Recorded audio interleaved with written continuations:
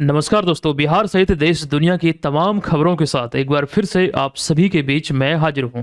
और आज के इस क्लास में आप देखने वाले हैं 31 मई 2026 से संबंधित प्रश्नों को। तमाम जानकारी हमेशा की तरह मैं आपको विस्तृत तौर पर देने वाला हूं। पूरे क्लास को ध्यान पूर्वक देखिएगा। और एक अनुरोध आपसे यह है कि अगर आप इस सीरीज को अभी रिसेंटली देखना शुरू किए हैं तो कंटिन्यूटी बरकरार रखिएगा, तैयारी आपकी बेहतर होगी और एग्जाम में सफलता आपको जरूर मिलेगी। और अगर आप पहली बार हमसे जुड़े हैं तो सेशन को पहले देखिए, आप ये स्वतः निर्धारित कर पाएंगे कि करंट अफेयर्स का खास करके बिहार के प्रतियोगी परीक्षाओं को लेकर ऐसा संग्रह आपको और कहीं नहीं मिलेगा, है ना। ये आप स्वतः डिसाइड कर पाएंगे, फिर उसके बाद कंटिन्यूटी यहाँ बरकरार रखिएगा। सेशन की शुरुआत करें उससे पूर्व हमने पिछले क्लास में एक जो सवाल पूछा था, अभी हाल ही में खबरों में रहा सूर्यास्त्र निम्न में से क्या है। सूर्यास्त्र की बात करें तो ये एक प्रकार का स्वदेशी यूनिवर्सल रॉकेट लॉन्चिंग सिस्टम है।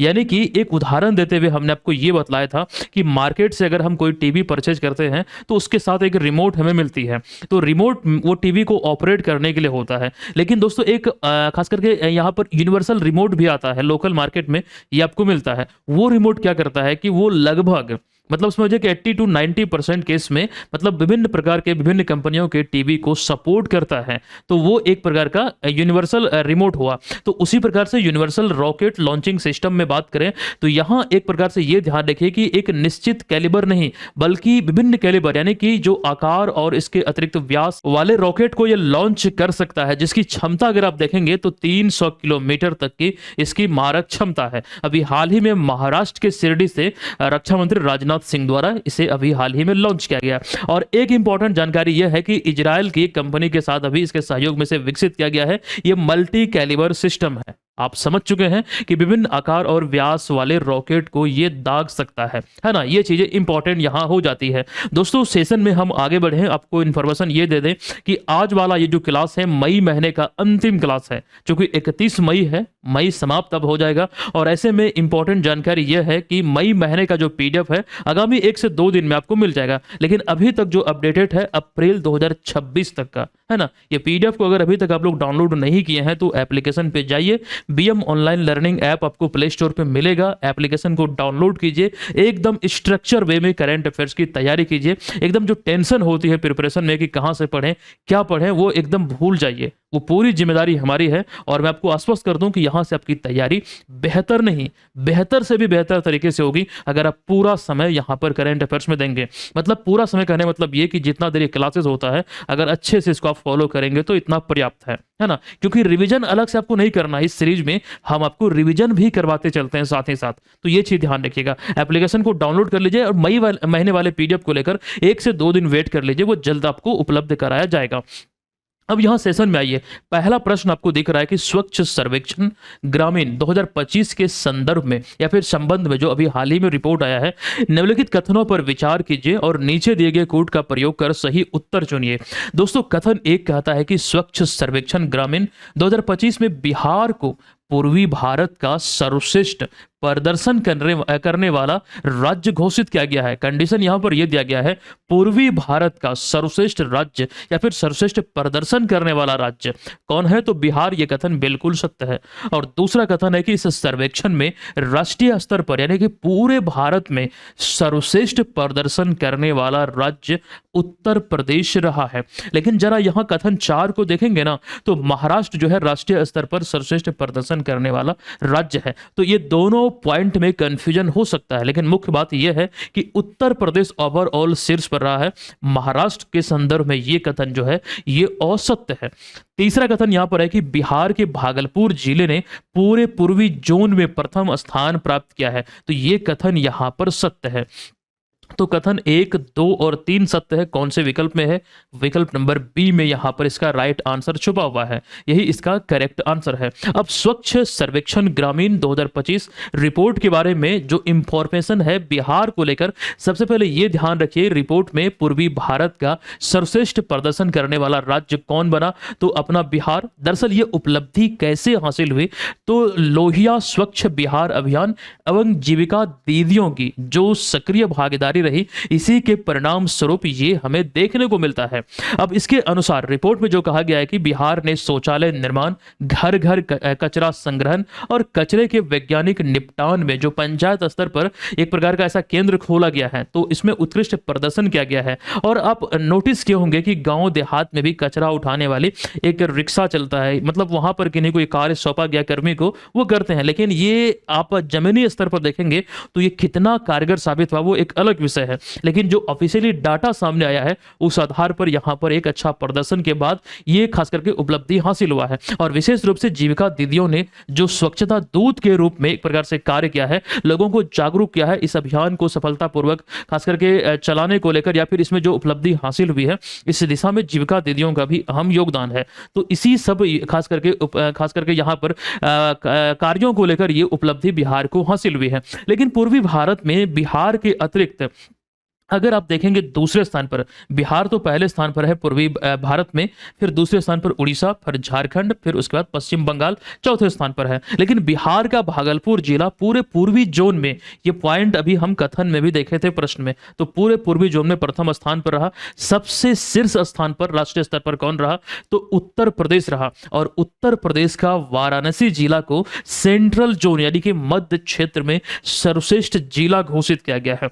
तो मुझे यहाँ जो चीजें इंपॉर्टेंट लगी है, जो इंपॉर्टेंट है आपके एग्जाम की दृष्टिकोण से, वो चीजें आपके बीच हमने रख दिया है, इतना मुझे लगता है सफिशिएंट है। अब यहां हम आगे बढ़ेंगे, लेकिन उससे पूर्व बात हम यहां कर रहे हैं जीविका की। दोस्तों, विश्व बैंक की सहायता से वर्ष 2006 में इसकी स्थापना हुई थी, जीविका जो योजना है। अब इस योजना को लेकर कुछ चीजें, जैसे कि इसके उद्देश्य को, तो गरीबी, खास करके ग्रामीण गरीबी उन्मूलन, विशेष रूप से महिलाओं का आर्थिक और सामाजिक सशक्तिकरण, और इसमें आप एक शब्द ये बोल सकते हैं कि महिला सशक्तिकरण की दिशा में ये बिहार सरकार का अब तक का सबसे बड़ा कदम है। और मुख्य बात ये, आप यहां नीतीश कुमार को इसका पूरा क्रेडिट दे सकते हैं। और शुरुआत किसके सहयोग से हुई थी, तो वर्ल्ड बैंक के सहयोग से 2006 में हुई थी, है ना। अब जीविका से जुड़े हुए कुछ ऐसे प्रश्न जो विभिन्न एग्जाम में, जैसे बीपीएससी, बिहार एसएससी और ऐसे कई सारे एग्जाम में ये सवाल आपको देखने को मिले हैं। कितने सारे 4-5 पॉइंट हैं, ये कुछ एग्जाम में बने हैं।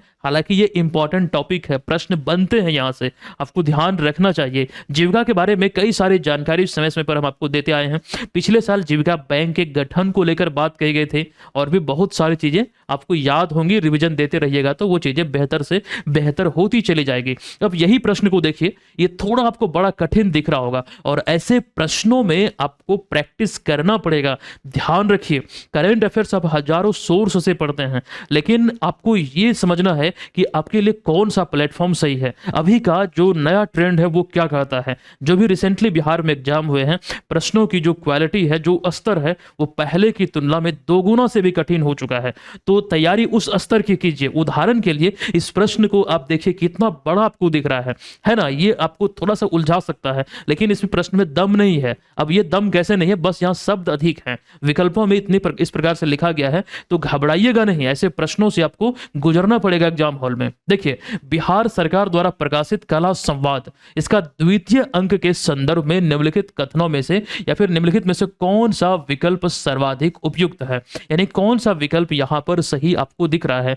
जब यहां पर इसके बारे में, कला संवाद एक प्रकार की पत्रिका है, जो कि ये द्वितीय संस्करण अभी हाल ही में इसका जारी हुआ है। यह बिहार सरकार के कला एवं संस्कृति विभाग की यह त्रैमासिक पत्रिका है, जिसका उद्देश्य राज्य में कला, संस्कृति, लोक परंपराओं और सांस्कृतिक विरासत तथा सांस्कृतिक या फिर सांस्कृतिक गतिविधियों का एक प्रकार से प्रचार प्रसार करना है। तो बिहार कला, संस्कृति एवं युवा विभाग की तरफ से ये जारी होती है ना, या फिर बिहार कला एवं संस्कृति विभाग, युवा विभाग नहीं, बिहार कला एवं संस्कृति विभाग की तरफ से। आप इस पत्रिका को यहां तस्वीर में देख सकते हैं। अभी आपको यह ध्यान रखना है कि द्वितीय अंक जो इस विभाग के मंत्री हैं डॉक्टर प्रमोद कुमार, इनके द्वारा जारी किया गया है। अब कला संवाद का उद्देश्य आप जान चुके हैं, राज्य की कला, संस्कृति, लोक परंपराओं आदि का मतलब यहाँ प्रचार प्रसार करना है। अब इसमें एक बात यह कहा गया है कि प्रत्येक, जैसे यहाँ आप देख रहे हैं कि ये एक त्रैमासिक पत्रिका है, कहीं तो हमने लिखा है ना त्रैमासिक पत्रिका है, तो ये कहा गया है कि अब रेगुलर 3 महीने पे ये जारी होगी। तो मुख्य बात यहां पर यह है कि ये जानना है कि ये किसके द्वारा जारी होता है और ये कौन सा एडिशन है, ये चीज ध्यान रखिए। इसका पहला संस्करण 11 फरवरी 2026 को तत्कालीन विभागीय मंत्री अरुण शंकर प्रसाद द्वारा जारी किया गया था। बस इतना ही है, ज्यादा इस प्रश्न में डीप में जाने की जरूरत नहीं है। बस कला संवाद के बारे में जो बेसिक से इंफॉर्मेशन है वो जरूरी हो जाती है। अब यहाँ जो खास करके इस पुस्तक का विमोचन हो रहा है वो आप यहाँ पर देख सकते हैं। चलिए अगला सवाल है, हाल ही में चर्चा में रहा वाइपर मिशन जिसका उद्देश्य चंद्रमा के दक्षिणी ध्रुव यानी कि साउथ पोल पर जल, बर्फ एवं अन्य संसाधनों की खोज करना है, यानी कि यहाँ वाटर आइस की बात हो रही है, ये किस अंतरिक्ष एजेंसी से ये संबंधित है। अब जल बर्फ को देखकर यहाँ आप कंफ्यूज कर सकते हैं, तो ध्यान से इसको हल कीजिएगा। कंफ्यूजन कहाँ पर होगा वो चीजें अभी हम आपको बतलाएंगे, क्योंकि कंफ्यूजन का आधार ये साउथ पोल और ये जल बर्फ बन सकता है। ल्यूपेक्स मिशन अभी हम चर्चा करेंगे, लेकिन वाइपर मिशन की यहाँ बात हो रही है तो ये संबंधित है नासा से। विकल्प नंबर सी इस प्रश्न का राइट आंसर होगा। अब इनसे जुड़े हुए यहाँ तमाम जो जानकारी है, जैसे कि वाइपर मिशन का जो पूरा नाम है ये क्या है, तो यहाँ इसका पूरा नाम है वोलाटाइल्स इन्वेस्टिगेटिंग पोलर एक्सप्लोरेशन रोवर। ये फुल फॉर्म आपको यहाँ याद रखने की जरूरत है। इसका मुख्य उद्देश्य को समझिएगा, चंद्रमा के साउथ पोल यानी कि दक्षिणी ध्रुव पर जल, बर्फ यानी कि वाटर आइस और अन्य संसाधनों की खोज करना है। दोस्तों इसको लेकर ये जो खास करके मिशन संचालित होगा, नासा का यह मिशन को लेकर के ब्लू ओरिजिन के साथ ये समझौता या फिर अनुबंध हुआ है लगभग $190 मिलियन का। अब ये ब्लू ओरिजिन जो कंपनी के साथ हुआ है समझौता, ये क्या है, तो जेफ बेजोस जो कि अमेजन के संस्थापक हैं, उन्हीं की अंतरिक्ष कंपनी है ब्लू ओरिजिन। इसके तहत मतलब ये कार्य होंगे और ब्लू ओरिजिन ने अपने विकसित किए blue moon MK1 robotic lander का उपयोग करेगी। मतलब इस मिशन में ब्लू ओरिजिन इस लैंडर का प्रयोग करने वाली है, जो कि रोवर मतलब जो वाइपर रोवर है इसको चंद्रमा की सतह पर उतारेगा। ये चीज यहां ध्यान रखिएगा। अच्छा, मुख्य रूप से जो चर्चा हम कर रहे थे जल, बर्फ की खोज करेगा, मतलब वैसे क्षेत्र में, वैसे भी आप लोग जानते हैं, कई बार हम चर्चा कर चुके हैं कि चंद्रमा का जो साउथ पोल है वो सुदूर प्रांत है, अंधेरे वाला क्षेत्र है, छायादार क्षेत्र है, वहां पर उजाला नहीं होता है। और वैसे स्थानों पर शोध कार्य करना, मुख्यतः पानी की खोज वहां पर करने की दिशा में ये चीजें हो रही है। तो यहाँ आइस, बर्फ जो खास करके जल, बर्फ है वो मिलने की प्रबल संभावना है, इसी में ये अपना अध्ययन करेगा, है ना। तो ये चंद्र मिशन है जिसकी बात हम कर रहे हैं वाइपर की। उसी प्रकार से नासा का एक और चंद्र मिशन है जिसका नाम क्या है, तो आर्टेमिस मिशन, है ना। आर्टेमिस मिशन को लेकर कई चर्चाएं हम कर चुके हैं। आर्टेमिस मिशन में कई सारे इसके सदस्य देश हैं। 2023 में इसका सदस्य बना था भारत, 27वां सदस्य बना था अपना देश। अब यहां इसको समझिएगा आर्टेमिस मिशन के बारे में कि अभी रिसेंटली आर्टेमिस 2 मिशन 2 अप्रैल 2026 को सफलतापूर्वक लॉन्च हुआ। और ये पिछले 54 वर्षों में 1972 में जो अपोलो 17 मिशन आया था उसके बाद ये पहला मानव युक्त चंद्रमा का एक मिशन था, जो कि चंद्रमा की परिक्रमा करके वापस आया। चंद्रमा पर उतरा नहीं बल्कि परिक्रमा करके 9 से 10 दिनों पर पृथ्वी पर वापस आया। इसमें 4 सदस्य थे, जिसमें आप यहां पर चारों को देख सकते हैं। यह मिशन कब लॉन्च हुआ था, तो 2 अप्रैल 2026 को यह लॉन्च हुआ था। ये चीजें आप सभी को मालूम होनी चाहिए। चंद्र मिशन में एक जानकारी और हमने आपको दिया था, जरा यहां देखने का प्रयास कीजिए। लेकिन उससे पहले दोस्तों यहां एक चीज मैं आपको दिखलाना चाहूंगा। बात हो रही है आर्टेमिस मिशन की। अभी रिसेंटली ये आर्टेमिस कार्यक्रम लॉन्च हुआ और ऐसे में मतलब आर्टेमिस 2 लॉन्च हुआ है, तो ऐसे में आर्टेमिस पुनः से ये खबरों में आई है। औपचारिक शुरुआत तो 2017 में ही हुई थी और ये सभी 10 पॉइंट आपको ध्यान रखना है। अभी हम आपको बतला रहे थे कि 2023 में भारत इस कार्यक्रम पर हस्ताक्षर करने वाला 27वां देश बना था। जनवरी 2026 तक कुल इसमें 61 सदस्य देश हैं।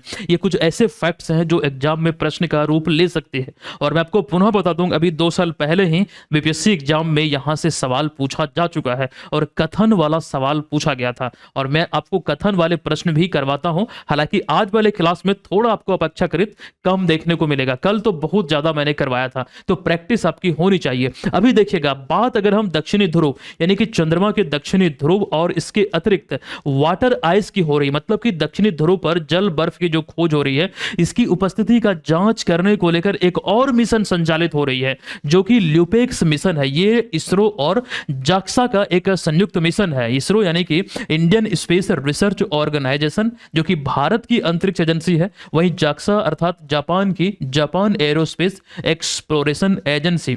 तो चंद्रमा के अध्ययन को लेकर एक प्रकार से दक्षिणी ध्रुव, जहां पर चंद्रयान 3 लॉन्च हुआ था। कब? तो 23 अगस्त 2023 को। लॉन्च कब हुआ था? मतलब वो एक प्रकार से लैंड किया था 23 अगस्त को, लॉन्च हुआ था 14 जुलाई को। ये चीजें हम पढ़ा चुके हैं आपको, और वो जानकारी आप यहां पर पुनः से देख सकते हैं। और उसके 3 दिन पश्चात 23 अगस्त को जब यह चंद्रमा के दक्षिणी ध्रुव पर लैंड करता है विक्रम लैंडर, तो 3 दिन पश्चात नरेंद्र मोदी राष्ट्र को संबोधित करते हैं। उस स्थान को जहां पर विक्रम लैंडर लैंड किया था उसे शिव शक्ति पॉइंट कहकर संबोधित किया। और एक घोषणा यह भी होती है कि अंतरिक्ष दिवस के रूप में 23 अगस्त को मनाने की बात होती है, और 2025 में इसका दूसरा एडिशन माना जाता है। 2023 में शुरुआत हुई, 24 में पहली बार बनाया गया, 25 में दूसरी बार, और ये 26 को 23 अगस्त को मतलब 2026 में 23 अगस्त को इसका तीसरा एडिशन होगा। चंद्रयान 1, 2, 3 के बारे में डेट कब लॉन्च हुआ, उस समय इसरो के चीफ कौन थे, और उसके बाद किस रॉकेट से लॉन्च हुआ, ये इंफॉर्मेशन आपके बीच है, भूलिएगा नहीं। मैं बार बार ये चीजें आपको रिकॉल कराता हूं। अगले सवाल पर चलते हैं। अगला सवाल है कि हाल ही में भारतीय रेलवे द्वारा मानव संसाधन आधुनिकीकरण हेतु चिराग केंद्र कहां स्थापित किया है। ये एक इंपॉर्टेंट सवाल है, और सवाल का राइट आंसर है चिराग केंद्र की स्थापना अभी हाल ही में हैदराबाद में किया गया है। अब इनसे जुड़े हुए जो बेसिक से इंफॉर्मेशन है वो जरा देखिएगा। हैदराबाद में एक जगह है मौला अली क्षेत्र, यहीं पर 25 मई 2026 को चिराग केंद्र की स्थापना हुई है। इसका नाम जो है, पूरा नाम चिराग का, ये ध्यान आपको रखने की जरूरत है। तो centre for HR information system research and analysis in governance, basically ये आपको ध्यान रखना ये होता क्या है। तो बेसिकली भारतीय रेलवे में मानव संसाधन प्रबंधन को आधुनिक और हाईटेक बनाने की दिशा में एक प्रकार का ये कदम है। इसके मुख्य उद्देश्य को देखिएगा कि उद्देश्य एआई अर्थात आर्टिफिशियल इंटेलिजेंस और डेटा एनालिटिक्स, जो अभी के समय में बहुत ज्यादा ट्रेंडिंग में है, और डिजिटल गवर्नेंस की सहायता से रेलवे के एचआर प्रशासन को अधिक पारदर्शी, तेज और प्रभावी बनाएगा, जो कि भारतीय रेलवे के डिजिटल परिवर्तन और स्मार्ट प्रशासन की दिशा में एक महत्वपूर्ण कदम साबित हो सकता है। बेसिकली ये है क्या, इसकी शुरुआत कहां पर हुई है, ये आप आई होप आप समझ चुके हैं। चिराग क्या है और इसका जो शुरुआत हुआ कहां पर हुआ, कब हुआ, ये इंपॉर्टेंट हो जाती है। भारतीय रेलवे की बात हो रही है तो 18वां रेलवे जोन अभी भारतीय रेलवे को मिला है। मतलब भारतीय रेलवे में अब 18 जोन है। अब यहां वो जानकारी जो हमने क्लास में आपको दिया है उसको आप यहां पर देख सकते हैं। दक्षिण तट रेलवे जो भारत का 18वां रेलवे जोन घोषित हुआ है, और इसका जो मुख्यालय है ये विशाखापत्तनम में है। यहां इस वीडियो में अभी हम ज्यादा इसको डीप में आपको नहीं बतलाएंगे, लेकिन जो बेसिक इंफॉर्मेशन है, कौन सा बना है, कहां मुख्यालय है, ये जरूरी बातें ध्यान रख लीजिए। अब भारतीय रेलवे के लोगों में 17 स्टार हुआ करते थे, अब इसकी संख्या 18 रेलवे जोनों के साथ बढ़कर ये 18 हो चुकी है। चर्चाएं अच्छे से आपके बीच हमने किया था, आपको ध्यान होनी चाहिए। दोस्तों रेलवे की बात हो रही है तो एक इंफॉर्मेशन ये मुझे इंपॉर्टेंट लगता है। पूरे दुनिया में अगर 3D प्रिंटेड किसी भी चीज की बात करें तो ये अपने आप में एक सवाल है। जैसे कि दुनिया का पहला 3D प्रिंटेड रेलवे स्टेशन ये अप्रैल 2025 में जापान में बना था। उसी प्रकार से सऊदी अरब के जेदा में अल जवारा में दुनिया की पहली 3D प्रिंटेड मस्जिद का निर्माण हुआ। और वहीं मंदिर की बात करें तो 3D प्रिंटेड मंदिर जो कि दुनिया का पहला ये तेलंगाना के सिद्दीपेट में, जबकि बेंगलुरु में 2023 में देश का पहला 3D प्रिंटेड पोस्ट ऑफिस का मतलब निर्माण किया गया। वो तस्वीरों के माध्यम से भी आप यहां पर देख सकते हैं। है ना मजेदार? ये सारी चीजें इंपॉर्टेंट है, अगर आप याद रखेंगे तो एग्जाम में जब सवाल बनेगा तो बहुत मजा आएगा। अब बात एग्जाम की हो रही है, और अगर आप 72वीं बीपीएससी एग्जाम की प्रिपरेशन में लगे हैं, घर बैठे प्रिपरेशन कर रहे हैं, तो बीएम ऑनलाइन लर्निंग ऐप को प्ले स्टोर से डाउनलोड करके बीपीएससी वाले इस कोर्स को ले लीजिए। एक नॉमिनल सा चार्ज पर उपलब्ध है। तमाम जो चीजें आप यहां पर देख रहे हैं, क्या क्या चीजें इसमें बेनिफिट के रूप में आपको मिलेगा, वो आपको यहां दर्शाया गया है। अब एडिशनल फीचर की हम बात कर लेते हैं। करंट अफेयर्स का अलग से जो हमारा विजेता बैच संचालित होता है वो आपको फ्री में इसमें मिल जाएगा, अलग से उसे नहीं लेना है, ये फ्री में आपको मिलेगा। और बीपीएससी एग्जाम को लेकर जो अभी रिसेंटली टेस्ट सीरीज लॉन्च हुआ है ना, वो सारे टेस्ट जो आप यहाँ पर देख रहे हैं ये सभी आपको इसमें मिल जाएगा। प्लस जो फुल लेंथ टेस्ट है, इसके अतिरिक्त सेक्शनल टेस्ट होंगे प्रत्येक सब्जेक्ट के, और इसके अतिरिक्त करंट अफेयर्स के भी टेस्ट होंगे। ये चीजें एग्जाम की प्रिपरेशन में आपके 4 चांद लगा देगा, और सभी टेस्ट का पीडीएफ फाइल भी डाउनलोड कर पाएंगे। तो इस कोर्स को लेते समय कूपन कोड अप्लाई कीजिएगा NEW15, 15% का डिस्काउंट मिलेगा। अच्छा, इसमें एक विशेषता यह भी है कि करंट अफेयर्स का पिछला जितना छोटा हुआ मटेरियल है वो सभी आपको फ्री में मिल जाएगा। चलिए ज्यादा समय न लेते हुए अगले सवाल पर आते हैं। राजस्थान के थार मरुस्थल क्षेत्र में स्थित जैसलमेर बेसिन के डांडेवाला क्षेत्र में सानो फॉर्मेशन कि उथली परतों में प्राकृतिक गैस की महत्वपूर्ण खोज अभी हाल ही में चर्चा में रही है।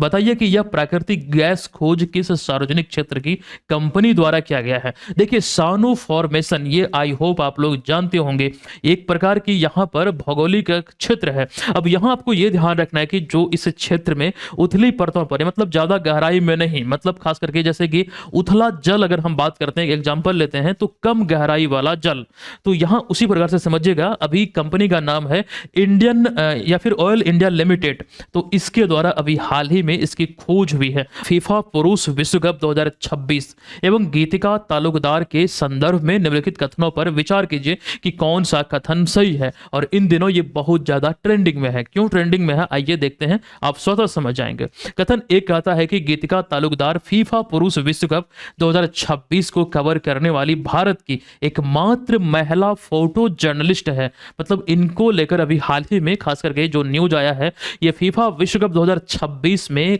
इसको कवर करने वाले भारत की एकमात्र महिला फोटो जर्नलिस्ट हैं। तो ये कथन बिल्कुल सत्य है। फीफा विश्व कप 2026 इतिहास का ये पहला ऐसा संस्करण होगा जो 48 टीमों मतलब टीमें इसमें भाग लेंगी तथा जिसकी मेजबानी 3 देश द्वारा संयुक्त रूप से किया जाएगा, मेक्सिको, कनाडा और इसके बाद एक और देश है अमेरिका। अमेरिका, मेक्सिको और कनाडा 3 देश पहली बार ये फीफा के इतिहास में इसकी मेजबानी करेगा और पहली बार है जब 48 टीमें इसमें भाग लेंगी।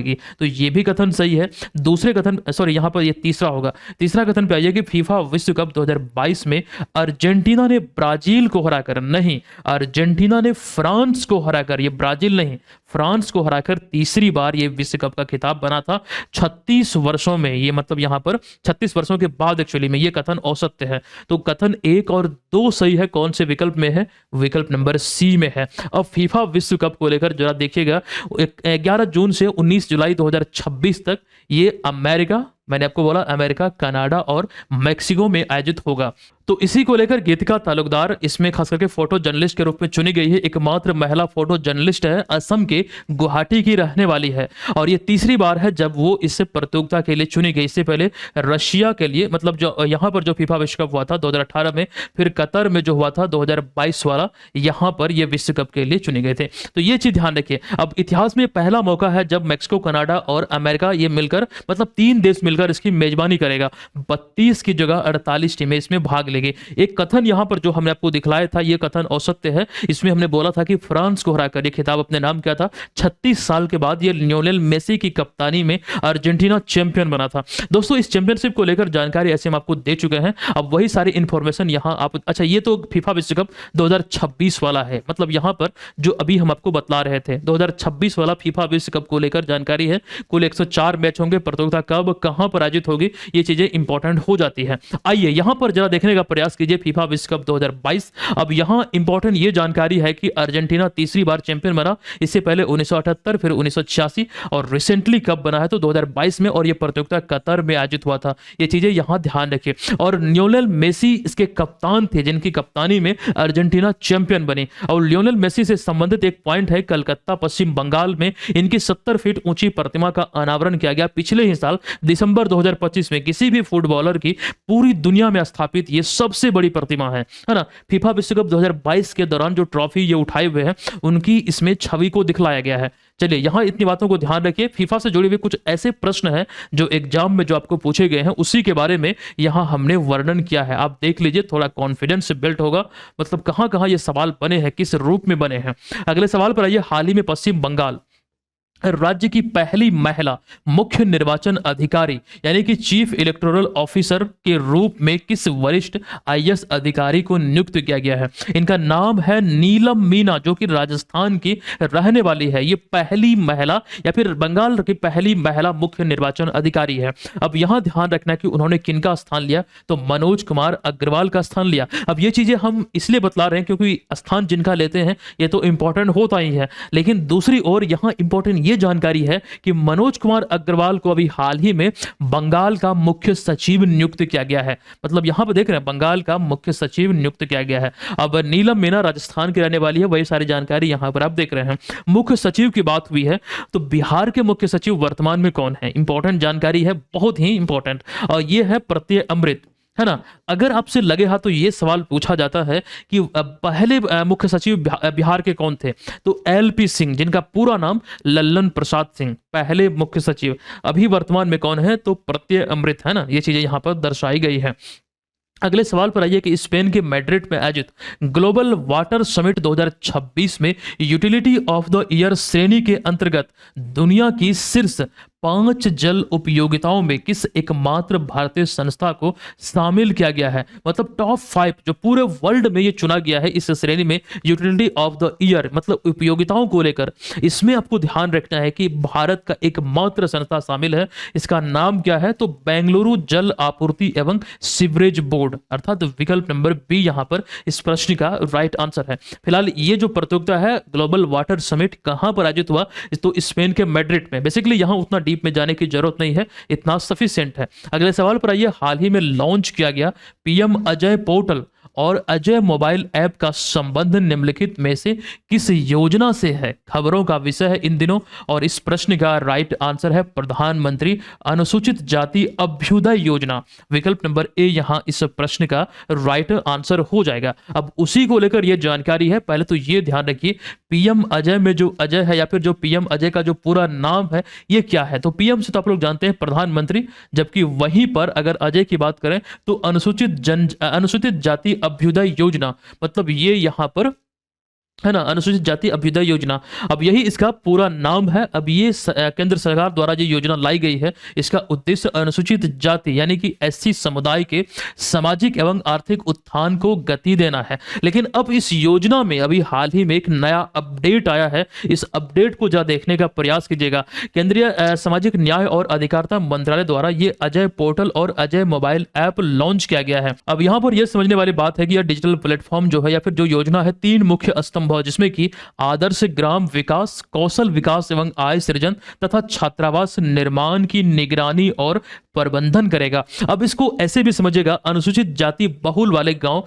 लगभग देश में जो 47,000 से अधिक है, तो यहां ऐसे लोगों की मतलब जो, या फिर इसमें एक प्रकार से ये आंकड़ा भी आप देख सकते हैं, जो लाभार्थी हैं और जो सरकारी डेटा का आता है, लगभग 40 लाख लाभार्थी की प्रगति को रियल टाइम ट्रैक किया जा सकेगा। उसी को लेकर ये ऐप और मोबाइल खास करके मोबाइल ऐप और पोर्टल लाया गया है, जिसमें कि फर्जी लाभार्थी और विशेष रूप से इसकी अनियमितताओं पर भी नियंत्रण संभव हो सकेगा।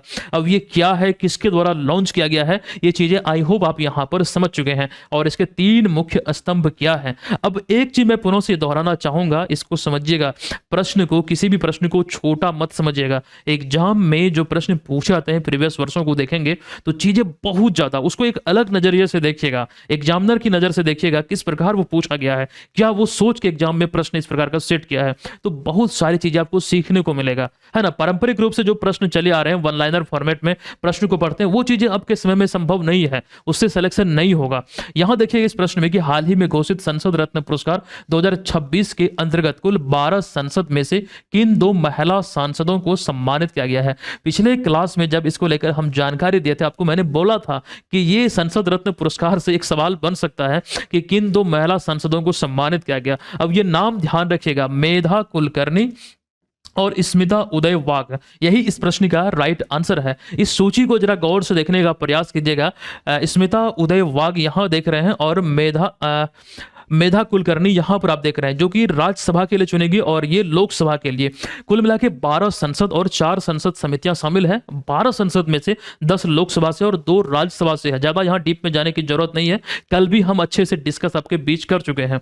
हाल ही में रशिया द्वारा लॉन्च की गई ओरेस्ट्रिक परमाणु क्षमता वाली हाइपरसोनिक बैलिस्टिक मिसाइल के संदर्भ में निम्नलिखित कथनों पर विचार कीजिए, कौन सा सही है। ये एक हाइपरसोनिक बैलिस्टिक मिसाइल है, तो यहां पर बात इसी में कह दिया गया है। तो कथन 1 को देखिएगा तो ओरेस्ट्रिक जो है ये एक मध्यम दूरी की हाइपरसोनिक बैलिस्टिक मिसाइल है। ये यहां से आप थोड़ा हिंट ले सकते हैं, ये कथन बिल्कुल सत्य है।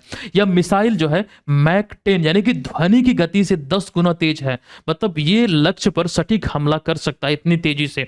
तो यह भी कथन सही है। यह केवल पारंपरिक हथियार ले जाने में सक्षम है तथा परमाणु हथियार ले जाने में क्षमता नहीं रखती है ले जाने की, ऐसा नहीं है। देखिए पारंपरिक हथियार, परमाणु हथियार तो आप लोग जानते हैं, है ना, एटॉमिक पावर या फिर एटॉमिक एनर्जी, लेकिन वहीं पर पारंपरिक हथियार जो कि बम, गोले, बारूद, मतलब इस तरह का।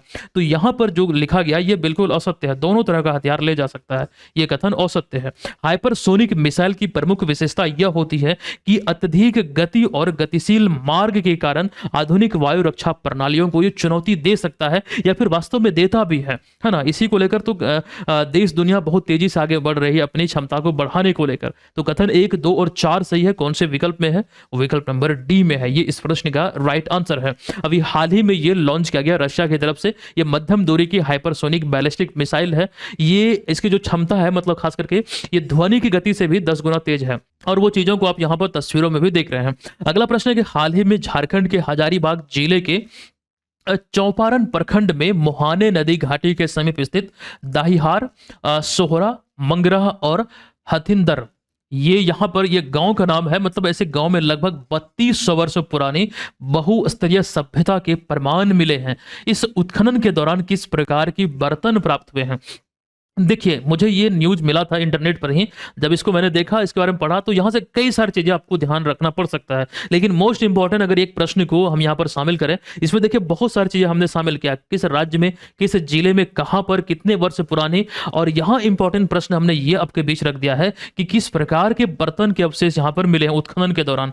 तो उत्तरी काले पॉलिश वाले बर्तन, विकल्प नंबर सी इस प्रश्न का राइट आंसर हो जाएगा। दोस्तों, आज का ये महत्वपूर्ण सेशन यहाँ समाप्त होता है। ये रहा आज के इस क्लास का प्रश्न, जिसका आंसर आप सभी को कमेंट बॉक्स में लिखना है। ध्यान से लिखिएगा, है ना, इंपॉर्टेंट है। अब ये ध्यान से आपको इसे हल करना है, थोड़ा अलग, मतलब बात तो वही है, लेकिन यहाँ देखिए हमने प्रश्न को अलग तरीके से लिखा है ना, ये चीज ध्यान रखिए। और इन्फॉर्मेशन हम आपको ये पुनः दे दें कि मई महीना समाप्त हो चुका है। 1 से 2 दिन वेट कीजिए, वीडियो और पीडीएफ दोनों आपको मिल जाएगा। अब तक जो दिए गए हैं उसको प्रिपेयर कीजिए, रिविजन कीजिए। सभी का ऑनलाइन टेस्ट आपके कोर्स में एप्लीकेशन पे उपलब्ध है, आप वहां पर जाके टेस्ट दीजिए। मंथली टेस्ट की हम बात कर रहे हैं, डेली नहीं, मंथली वाला टेस्ट देंगे। समय निकालिए, 1 घंटा 2 घंटा उसमें समय दीजिए, टेस्ट दीजिए, आप वहां पर बेहतर फील करेंगे। और यहाँ ये सारी कोर्स को लेकर इन्फॉर्मेशन ये है कि अगर आप करंट अफेयर्स का ये कोर्स लेना चाहते हो ले सकते हैं। वहीं 72वीं बीपीएससी का कोर्स है, इसको अगर आप लेते हैं तो ये लेने की जरूरत नहीं, आपको मिल जाएगा। और ये वाले कोर्स जो है ये बीपीएससी, यूपीएससी, जेपीएससी मुख्य परीक्षा को लेकर करंट अफेयर्स के कोर्स है ना। हम मिलते हैं आपसे नेक्स्ट क्लास में, तब तक के लिए धन्यवाद। जय हिंद।